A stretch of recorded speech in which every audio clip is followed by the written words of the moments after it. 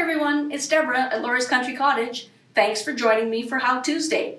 We just got a great line of fabric into the store by Grace Violet Designs for Henry Glass called Cat Rescue. What a cute little line, and I thought, I want to make a pillowcase.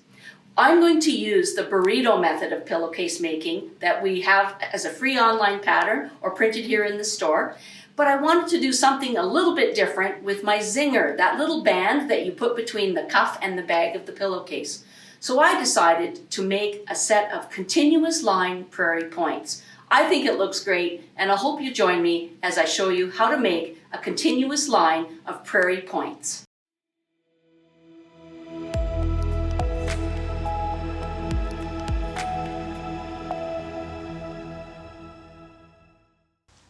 Start by gathering your supplies. You'll need 3 fabrics for the pillowcase, cutting, marking, and pressing tools, plus your sewing machine. One item that I found very useful and didn't put in my picture was my fine glass head pins that can withstand the heat of the iron constantly pressing on them without distorting or melting. For this particular pillowcase, I bought the normal quantities for the cuff and the pillow bag itself. That is, I bought 10 inches or 0.25 meters for the cuff, 28 inches or 0.70 meters for the bag of the pillow. But because I'm making the prairie points as a continuous strip, I need 2 times the width of my prairie point squares. So mine are going to be 3 inches, so it required a 6-inch piece of the fabric that's going to go into the prairie points. So a general rule then, 2 times the width of your prairie points will get you enough to make your prairie points in a continuous strip. Another point is that you need to have a little bit extra length in your prairie point piece because, of course, there's going to be a little bit left over at the beginning and the end, and you want to make sure that all of your points are within the area that you wish to trim. In my case, a standard queen size pillowcase is about 20 inches by 32, and I knew that this fabric starting at 44 inches would give me enough to make the 40 inches that I need and then have the extra little bit that's going to cut off. If the piece isn't long enough, you would of course have to buy extra fabric and sew it into a long strip so that you could get started. The first step then with your prairie points is to make sure that strip is cut exactly, as it is in my case, 6 inches wide by the width of the fabric. Then find and mark the centered line down the length of the piece. You can find this easily by folding and pressing the piece and then just putting a crease in there that you can easily mark with your marking pen. No need to worry about the style of marking pen that you use because this line is going to get tucked inside your stitching, and the lines that we use to cut on for the prairie points, of course, are cut through and there's not going to be anything left showing. So once you've marked your center line, you're now going to mark the squares that become the actual pieces that you'll cut apart and place together for your prairie points. But you're not actually breaking this fabric apart. You are going to be marking them so that they are staggered on your piece, originating from either side of the line. So start at one end and mark a 3-inch section from the edge. You'll notice that I didn't cut my selvage off, and there was no need to worry about that. I just left a little bit beyond that, knowing that I had plenty of length in order to make my points. So I started there and I marked 3-inch spaces all the way along, and in this case on the top of the line. Then along the other side, you are also going to mark and space 3-inch squares along, but you'll notice that they are staggered, brick-like fashion along there.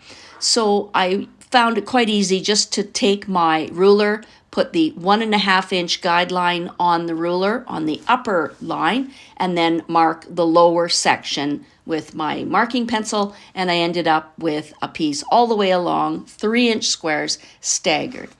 Don't worry if there's space at the end. That will all come out when you do your trimming as your final piece progresses. Once you have measured and marked your 3-inch squares, go ahead and cut up those vertical lines. You will be cutting along each vertical line to, but not through or not past that center line. You can just go ahead and cut them all, or you can cut them as you go if you feel that makes the fabric piece too flimsy. But just go no further than center and you'll be fine. To take a quick look at how prairie points are oriented when you see them on the edge of a quilt. So this little picture shows 3 little purple squares have been folded twice on their diagonals, and you can see how they get tucked into each other. So we want to keep that in mind as we're actually starting to make our continuous line of prairie points. The open end then goes across the line, across the edge to a folded side. That folded side tucks into the open side of the next point, and so on until you are all the way down your side. So we want to achieve this in our continuous line of prairie points.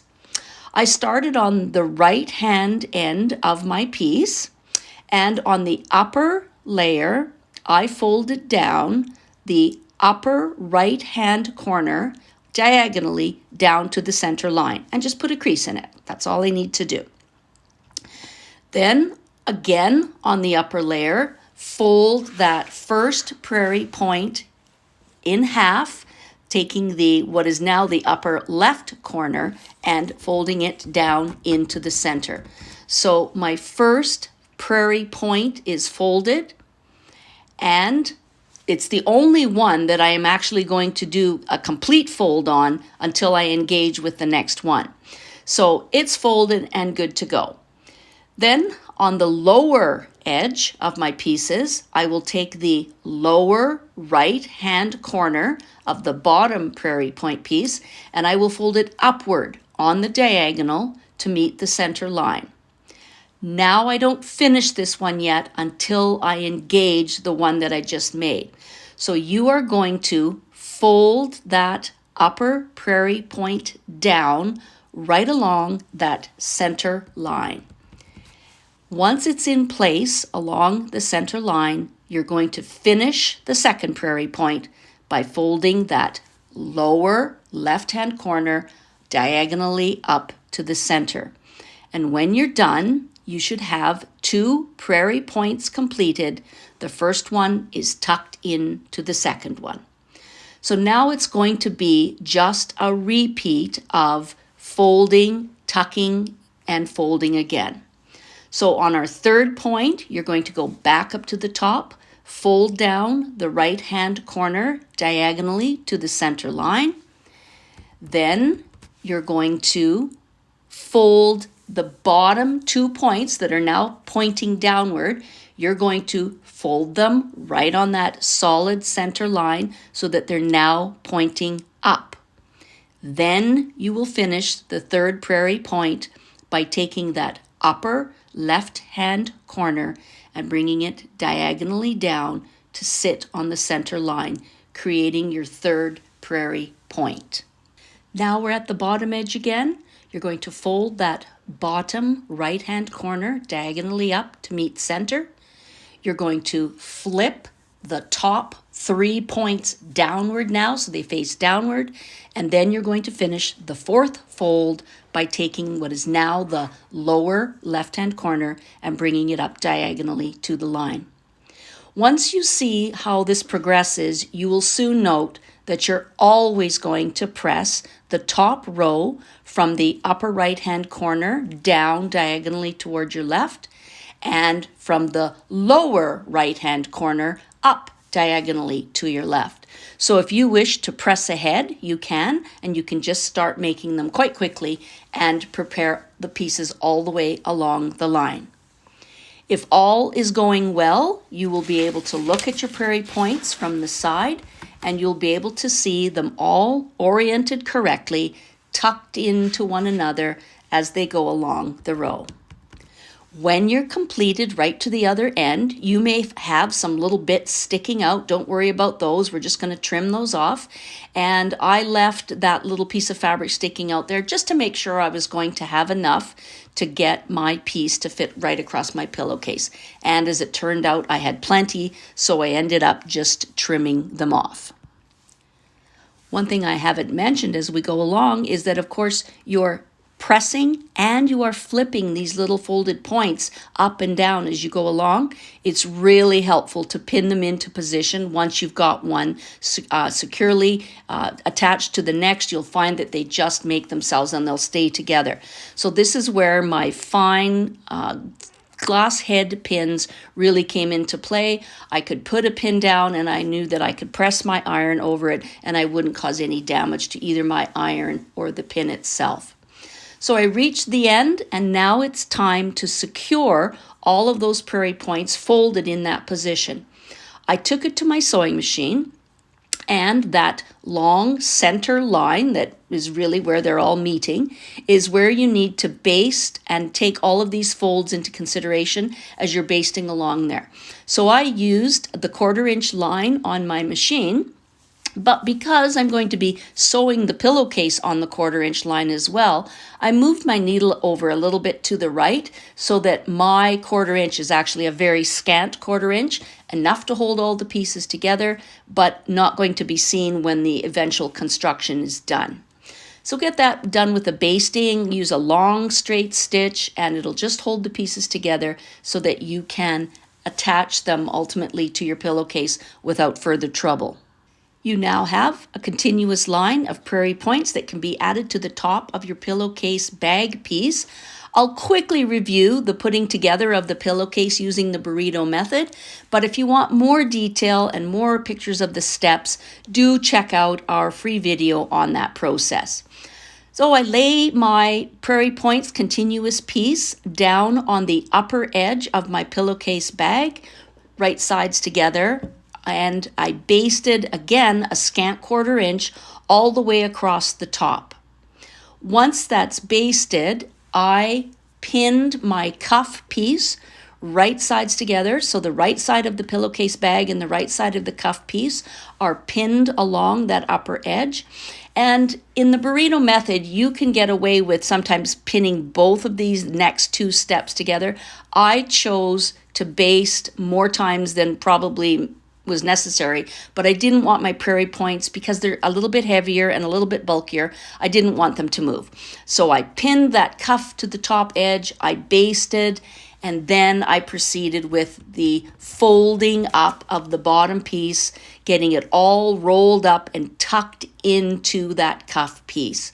So the burrito method will make it so that there are no visible seams shown in that cuff area. So I've got my cuff first line of basting attached. I'm going to lay my pillowcase so that the right side is up, and I'm taking everything from the bottom and I'm rolling it up until I completely roll it into that cuff piece. The seam that I just basted is now visible, and I can match my two long edges of my cuff right sides together. And this time when I sewed using my perfect 1/4-inch stitching line, and of course a regular stitch, because now I actually want this thing to hold together. I put my needle back in the middle, I used regular stitch, and sewed it all the way along. When you're done, this is what it will look like from the end. You'll have a bunch of rolled up pillowcase sticking out of and attached to a tube created by your cuff.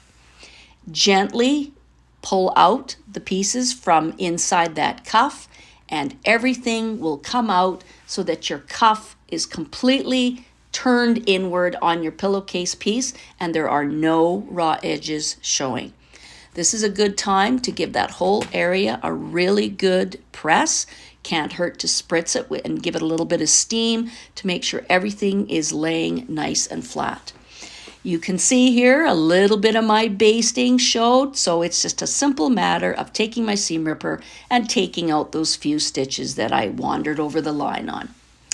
When that's done, I also like to use a French seam to sew my pillowcase together. So I want those two long outside edges to be nice and clean and square and perfect. So I laid my pillowcase piece on the cutting mat and I used the squaring line on my ruler, and I literally cut all the way from top to bottom, right through all the layers, the prairie points, everything, so that I could make a nice piece that was, it ended up being about 41.5 inches wide and a little over 32 inches long. So I cut those edges off nice and square so that I could begin my French seam. The first step on a French seam is to lay wrong sides together and sew, in this case, along the long edge of the pillowcase and across the bottom. I like to sew that long seam, press it open because I can still get at it with the flat part of my ironing board, and then turn the corner and sew the bottom seam, but you can decide how you like to do that. Maybe you have a pressing bar that will help you out with that. So I sew that, press it open, and then turn everything inside out and press again, bringing those seams right to the very edge.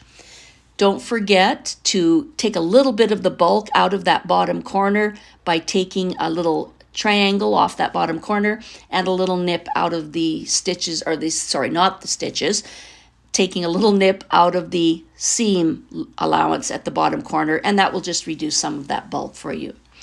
So the one thing that you'll find on this is that the prairie points themselves make it quite bulky.